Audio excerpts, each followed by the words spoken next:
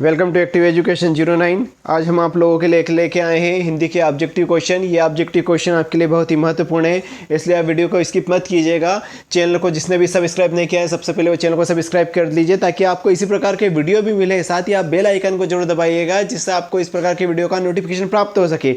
जल्दी ही हम इसमें हमारा व्हाट्सएप ग्रुप के लिंक भी देने वाले हैं जिससे आपको फ्री PDF प्राप्त होगा, इसलिए वीडियो को पूरा देखिए। सबसे पहला प्रश्न हमारा आता है, ध्वन्यालोक किस तत्व से संबंधित ग्रंथ है? ध्वन्यालोक, देखिए ध्वन्यालोक किस ग्रंथ से संबंधित है?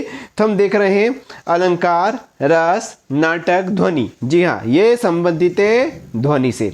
हम इसकी व्याख्या भी दे रहे हैं। ध्वन्यालोक ध्वनि से संबंधित है। काव्य के विशिष्ट तत्व के रूप में ध्वनि शब्द का सर्वप्रथम प्रयोग आनंदवर्धक धन्यावालोक में ही प्राप्त होता है। सूरदास की इस उपन्यास के प्राप्त है। सूरदास, ये बहुत ही महत्वपूर्ण प्रश्नों में से है कि हो सकता है आप इसमें संशय और कंफ्यूज हो सकते हैं। रंगभूमि, कर्मभूमि, गबन, मानस कांस। जी हाँ, रंगभूमि। सूरदास रंगभूमि उपन्यास के पात्र हैं। रंगभूमि मुंशी प्रेमचंद द्वारा लिखित उपन्यास है। ये अब यहाँ पर दो क्वेश्चन बन रहे हैं। रंगभूमि, रंगभूमि किसने लिखा है? मुंशी प्रेमचंद ने। क्या है इसमें? इसमें है त्याग, प्रेम, बलिदान का आदर्श प्रस्तुत किया गया। इसका प्रमुख पात्र सूरदास महात्मा गांधी जी के आदर्शों पर चलता है। गोदान लिखने से पूर्व तक प्रेमचंद जी इसे अपना सर्वश्रेष्ठ उपन्यास मानते थे। नेक्स्ट है, राम शब्द का तृतीय द्विविचेतन रूप है। देखते हैं क्या है? रामाभ्याम। जी हाँ, क्या है? रामाभ्याम। राम शब्द का तृतीय द्विविचेतन रूप रामाभ्याम होता है, जबकि रामान द्वितीय बहुवचन का रूप है, रामे बहुवचन के रूप है तथा रामेभ्य चतुर्थी बहुवचन का रूप है। वीडियो को स्किप मत कीजिएगा, ये बहुत ही आपके लिए महत्वपूर्ण सिद्ध हो सकता है। MP, TET, AP जहाँ पर हिंदी का सब्जेक्ट पूछा जाता है वहाँ पर उसके लिए आपके लिए बहुत ही महत्वपूर्ण है। निम्नलिखित में से कौन सा शब्द पताका का पर्यायवाची नहीं है? पताका शब्द है हमारा पताका। निशान, ध्वज, झंडा, प्रस्तर। उत्तर है इसका प्रस्तर। क्यों? पत्थर का पर्यायवाची शब्द है प्रस्तर। प्रस्तर किसका पर्यायवाची है? पत्थर का। जी हाँ, प्रस्तर। प्रस्तर किसका पर्यायवाची है? पत्थर का। हम इतनी बार इसलिए बोल रहे हैं ताकि आपको याद रहे। अधिकतर लोग जो पर्यायवाची शब्द के लिए आते हैं ये बहुत ही सरल प्रश्न होते हैं, लेकिन हम हमारी कन्फ्यूजन से केवल एक नंबरों से भी चूक सकते हैं, इसलिए आप ध्यान से सुनिए। पर्यायवाची शब्द है पाषाण, अश्मशंक, पाहन आदि। ये इतने सारे इसके पर्यायवाची पत्थर के। निशान, ध्वज, झंडा के अलावा ध्वजा, फरहरा आदि पताका के पर्यायवाची। पताका के क्या है? निशान, ध्वज, झंडा, ध्वजा, फरहरा, ये सब पताका के पर्यायवाची। जबकि प्रस्तर, प्रस्तर किसका पर्यायवाची है? प्रस्तर पर्यायवाची है हमारा पत्थर का पर्यायवाची होता है। वीडियो देखते रहिए। नेक्स्ट क्वेश्चन आ रहा है हमारा, जिस पर अनुग्रह किया गया। वाक्यांश के लिए एक प्रयुक्त शुद्ध शब्द है अनुग्रहित। क्या है? अनुग्रहित। जिस पर अनुग्रह किया गया हो, वाक्यांश के लिए प्रयुक्त शुद्ध शब्द अनुग्रहित है। निम्नलिखित में कौन सा शब्द तत्सम रूप है? अंधकार। क्या है? अंधकार। अंधेरे का तत्सम शब्द क्या होता है? अंधकार होता है। अयोध्या से उपाध्याय हरियोध लिखित काव्य है। अयोध्या सिंह उपाध्याय हरियोध, किसने लिखा था? हरियोध अयोध्या सिंह उपाध्याय के द्वारा लिखा गया है। कौन सा है लिखित काव्य ग्रंथ? चोखे चौपदे। जी हाँ, चोखे चौपदे। अगला क्वेश्चन देखते हैं हम। अयोध्या सिंह उपाध्याय के हरियोध द्वारा लिखित काव्य ग्रंथ चोखे चौपदे, इनकी अन्य रचनाएं प्रिय प्रवास, पद्म प्रसून, घूमते चौपदे। हम इतनी सारी चीजें आपको इसलिए बता रहे हैं ताकि अगर कोई प्रश्न दूसरा भी आ जाए तो आपको पता हो कि ये अयोध्या सिंह जी के द्वारा लिखे गए हैं। कौन सा? प्रिय प्रवास, पद्म प्रसून, घूमते चौपदे। आप केवल इस वीडियो को केवल सुन लीजिए, केवल आप इसको चालू करके रख दीजिए। आप अपना काम करिए, आप काम के साथ इसको पढ़ सकते हैं, सुन सकते हैं, आपको याद रहेगा। रस कलश, वेदेही वनवास। अब वेदेही वनवास, यदि आपको क्वेश्चन आ जाता है वेदेही वनवास किसने लिखा है या रस कलश किसने लिखा है, तो किसने लिखा है? अयोध्या सिंह उपाध्याय ने। यहां पर एक बहुत महत्वपूर्ण चीज आ रही है। क्या? प्रिय प्रवास। प्रिय प्रवास खड़ी बोली में रचित महाकाव्य है। प्रिय प्रवास क्या है? खड़ी बोली में रचित महाकाव्य है। निम्नलिखित में से कौन सा नाटक जयशंकर प्रसाद द्वारा रचित नहीं है? प्रश्न है हमारा, निम्नलिखित में से कौन सा नाटक जयशंकर प्रसाद जी ने नहीं लिखा है? क्या क्या नाटक है इसमें? स्कंदगुप्त है, चंद्रगुप्त है, करबल्ला है, ध्रुव स्वामिनी। तो हम देख रहे हैं करबल्ला। जी हाँ, करबल्ला नहीं लिखा है, लेकिन इसके अलावा स्कंदगुप्त, चंद्रगुप्त, ध्रुव स्वामी, ये सब किसने लिखे हैं? ये सब लिखे हैं चंद्रशेखर प्रसाद जी ने। जी हाँ, आपके लिए वीडियो बहुत ही महत्वपूर्ण हो सकता है, चाहे नेट, सेट, एपी, एमपीटीटी, शिक्षक वर्ग भर्ती परीक्षा या भारत की विभिन्न परीक्षाएं जिसमें हिंदी विषय को महत्वपूर्ण माना गया और हिंदी विषय से संबंधित ऑब्जेक्टिव क्वेश्चन आते हैं, उनके लिए ये बहुत ही महत्वपूर्ण वीडियो सिद्ध होगा। इसलिए आप इसको स्किप मत कीजिएगा। स्किप, अगर वीडियो आपको अच्छा लगता है और आपको इस प्रकार वीडियो चाहिए, फ्री पीडीएफ चाहिए, तो आप इसको सब्सक्राइब करिए। करबला नाटक के लेखक प्रेमचंद जी हैं। जी हाँ, करबला नाटक के लेखक कौन है? प्रेमचंद जी हैं। जबकि स्कंदगुप्त, चंद्रगुप्त, ध्रुव स्वामिनी के नाटकों के लेखक जयशंकर जी प्रसाद है। ये याद रखेगा। करबला नाटक, जो करबला नाटक है, इसके लेखक है जयशंकर। करबला नाटक के लेखक है प्रेमचंद जी, जबकि स्कंदगुप्त, चंद्रगुप्त, ध्रुव स्वामिनी के नाटक के लेखक हैं जयशंकर प्रसाद जी। नेक्स्ट देखते हैं हम, करुण ग्रंथ रस राजवती की प्रतिष्ठापना किस ग्रंथ के द्वारा की गई? करुण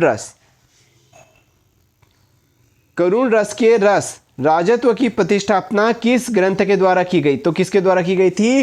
रामचरितमानस। किसके द्वारा की गई थी? रामचरितमानस। भवभूति ने 3 नाटक लिखे। मालती माधव, यह श्रृंगार रस का प्रधान रचना है, ध्यान रखिएगा। मालती माधव किसका है? श्रृंगार रस का प्रधान रूप है। नेक्स्ट हम देखते हैं, श्रृंगार रस के बाद महावीर चरित्र। कौन सा है? महावीर चरित्र। यह वीर रस प्रधान रस है। कौन सा? ये वीर रस प्रधान। रामचरित रचना करुण रस प्रधान है। रामचरित रचना करुण रस प्रधान है। देखिए, इसमें भवभूति के जो अलग अलग नाटक है उसके बारे में बता रहे हैं। सबसे पहले आ रहा है मालती माधव तो कौन सा है? हमारा श्रृंगार रस का प्रधान है। महावीर चरित्र ये कौन सा है? वीर रस का प्रधान है। रामचरितमानस ये कौन सा है? यह करुण रस का प्रधान है। किसने लिखे थे? यह भवभूति जी ने लिखे थे। उज्ज्वल शब्द का सही संधि विच्छेद कीजिए।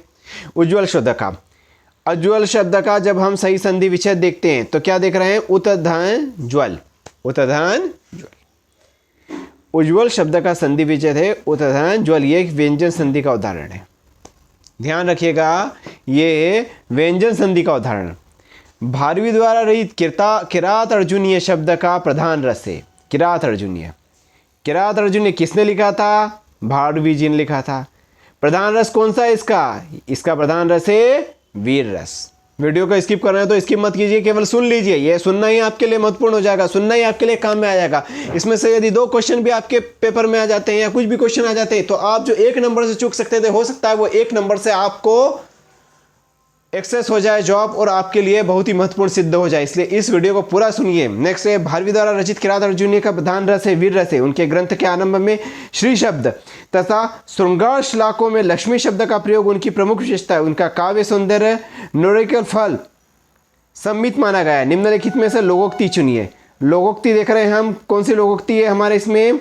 अंक भरना, आपे से बाहर आना, कहा राजा भोज, तूती बोलना तो कहा राजा भोज। ये क्या है? हमारी लोकोक्ति। निम्नलिखित में से केवल कहाँ राजा भोज, ये क्या है? लोकोक्ति है। जबकि सभी शेष क्या है इसमें? मुहावरे। इसके अलावा शेष क्या है इसमें? मुहावरे हैं। सुआगतम में कौन सी संधि है? जी हाँ, सुआगतम में हमारी यण संधि है। सुआगतम में हमारी कौन सी है? यण संधि है। देखिए, इस सुआगतम का यहाँ पर संधि विच्छेद भी दिया गया है। स्वागतम का यहाँ पर संधि विच्छेद भी दिया गया है। निम्नलिखित में से कौन सी रचना महाकाव्य नहीं है?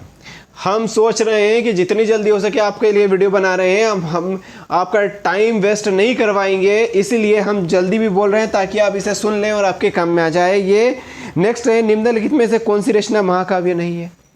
अगला क्वेश्चन, निम्नलिखित में से कौन सी रचना हमारी महाकाव्य नहीं है? कामायनी, प्रियप्रवास या नेक्स्ट हम देख रहे हैं साकेत पल्लव। तो कौन सी नहीं है? पल्लव।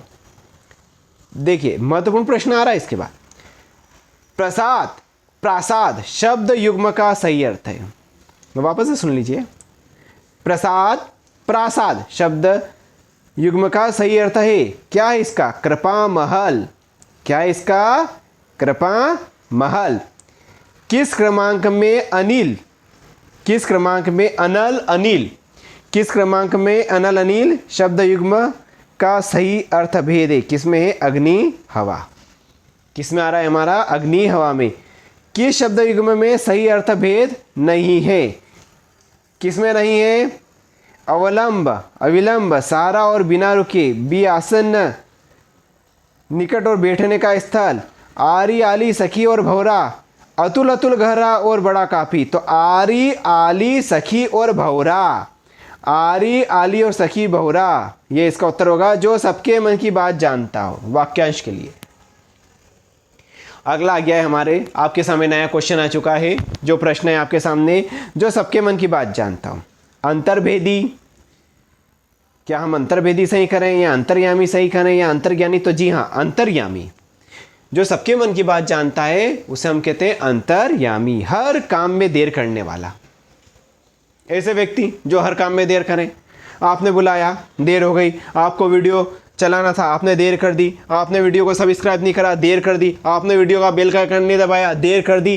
क्यों देर कर दी? क्योंकि हो सकता है आपको इससे पहले वाले वीडियो आपके लिए बहुत महत्वपूर्ण हो, इसके बाद आने वाले वीडियो बहुत महत्वपूर्ण हो, लेकिन आप देख ही नहीं पाए।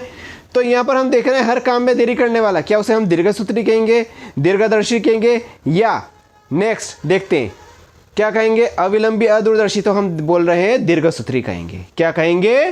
दीर्घसूत्री। संध्या और रात्रि के बीच का समय, जब संध्या और रात्रि के बीच का समय होता है तो उसको कहते हैं गोधूली। ये महत्वपूर्ण प्रश्नों में से एक है, गोधूली। संध्या और रात्रि के बीच का समय, उसे हम क्या कहते हैं? गोधूली कहते हैं। जिसका मन व ध्यान दूसरी तरफ हो, जिसका मन व ध्यान दूसरी तरफ हो, होता है कभी कभी ऐसा, मन अलग जा रहा है, ध्यान अलग जा रहा है। आप वीडियो सुन रहे हैं लेकिन बस सुन भी नहीं पा रहे हैं इसको, क्योंकि हमारा ध्यान नहीं है। ध्यान तो आपके लिए आवश्यक है, यदि आप तैयारी कर रहे हैं किसी परीक्षा के लिए तो आपके लिए आवश्यक होगा ये। क्या कहेंगे इसको? अन्य मनस्क। क्या कहेंगे इसे? अन्य मनस्क, जिसका मन व ध्यान दूसरी तरफ हो। अन्य मनस्क। जो धन देता है, उसके लिए एक शब्द देख रहे हैं, जो धन देता है उसे हम क्या कहेंगे? धनद। जो धन देता है उसके लिए हमने क्या शब्द रखा है? धनद। मोक्ष की इच्छा करने वाला, मुमुक्षु। मोक्ष की इच्छा करने वाला, क्या कहेंगे हम उसे? मुमुक्षु कहेंगे। वीर रस का स्थायी भाव, वीर रस का स्थायी भाव उत्साह। वीर रस का स्थायी भाव होगा उत्साह। ऐसे व्यक्ति, ऐसे लोग, ऐसे व्यक्ति जिन्होंने अभी तक हमारा चैनल सब्सक्राइब नहीं किया, चैनल सब्सक्राइब कर लीजिए भैया, ये आपके लिए बहुत ही महत्वपूर्ण होगा। इसके वीडियो आ रहे हैं जो, वो आपके लिए बहुत ही महत्वपूर्ण होगा। जो इसके लिए साथ में PDF आ रहे हैं वो आपके लिए बहुत महत्वपूर्ण होंगे। द्रग उर्जत कुटुंब, टूटत कुटुंब, जुरत चतुर चित्त, प्रीति परिति, गांठ दुर्जन ही, दई नई यह रीति, पंक्तियों में प्रयुक्त रसे।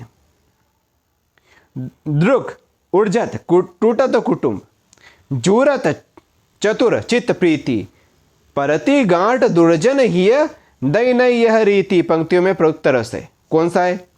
विस्मृति है या रति है, शोक है, क्रोध है? तो कौन सा रस आ रहा है इसमें? रति आ रहा है। कौन सा रस आ रहा है? रति। हा जग एक बीर रघुराया, के ही अपराध बिरे सोहदाया। इसमें हम देखते हैं पंक्तियों में कौन सा है? तो विप्रलंब। कौन सा है? विप्रलंब। घनाक्षरी छंद क्या है? घनाक्षरी छंद क्या है? वार्णिक। कौन सा है? वार्णिक।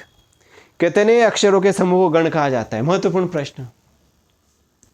कितने अक्षरों के समूह को गण कहा जाता है? तो हम देख रहे हैं 3 अक्षरों के समूह को। 3 अक्षरों के समूह को क्या कहेंगे? गण। कोई आपसे यदि पूछता है, ऑब्जेक्टिव टाइप आपको क्वेश्चन आ जाए कि 3 अक्षरों का समूह क्या होगा? गण होगा। गण क्या होगा? 3 अक्षरों का समूह होगा। दोहा छंद में यति 11 और 13 मात्राओं पर 24 मात्राओं के बाद प्रिविलंब 5 अक्षरों का समूह कहाँ होता है? तो हम यहाँ पर देख रहे हैं दोहा छंद में चरण के अंत में। कहाँ होता है? चरण के अंत में। तू मंगला मंगला कारणी पद में, पद भक्ति में, धाम बिहारिणी, वाक्यांश में विद्यमान छंद है। कौन सा? इंद्र वजा। कौन सा है? इंद्र वजा। नेक्स्ट देखते हैं, आचार्यों ने सर्वश्रेष्ठ रस माना है। आचार्यों ने सर्वश्रेष्ठ रस माना है। किसे माना है? श्रृंगार रस को माना है। किसे माना है? श्रृंगार रस को माना।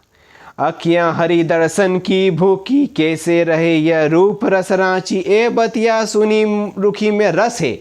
कौन सा रस है? वियोग श्रृंगार रस। जी हाँ, वियोग श्रृंगार रस। आप चैनल को सब्सक्राइब कीजिए, ये आपके लिए बहुत ही महत्वपूर्ण होगा। इससे रिलेटेड जो भी वीडियो आएंगे वो आपको मिलते जाएंगे। धन्यवाद।